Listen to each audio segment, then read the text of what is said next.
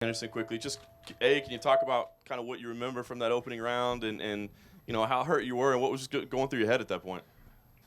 Yeah, I mean, it's always nicer to not to get hurt in that round. I know that I felt like I hurt him a little bit and came in and he popped me. Next thing I know, I was on the ground. But, I mean, I was aware the whole time on the ground. Obviously, I said, shit. So, I just knew I needed to recover and tried to get back up. And he kept on me. And, I just he didn't hurt me to where I was not knowing what was going on. But he had me in trouble for a while. And, the second time I went down, I feel like I remember being on my hand still, and he threw a knee on my head and knocked me down again. And I just decided to hold on to him and recover and, start in round two. And you've always kind of brushed off the retirement questions, but this is the first time you've really admitted, hey, maybe this is it. Can you talk to us about how you'll reach that decision, what the process will be for you to make a choice?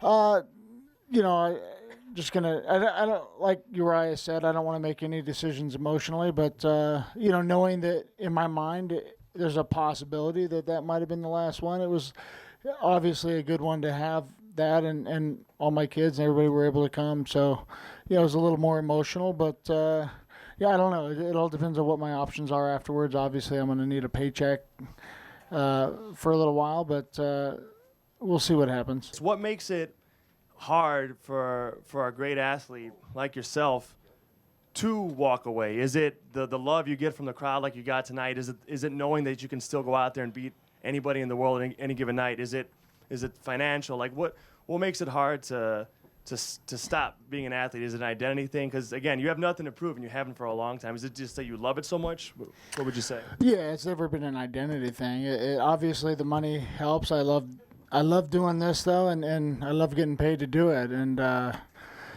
for me, I think it's along the way been more about the challenge, and every opponent I get, it's a different challenge, and sometimes bigger, sometimes they're just different. And I feel like as I've gotten older, it's a different type of challenge. I'm kind of challenging myself with my opponent and time as well. I'm definitely older than, well, I guess for a while I've been the oldest guy in the UFC, but older than the average guy fighting for sure. But I feel good. I feel like I'm still capable of competing with the top guys.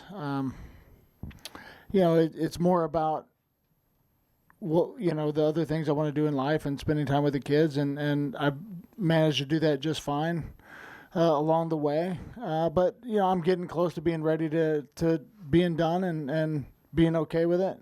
I've been okay with it for a while.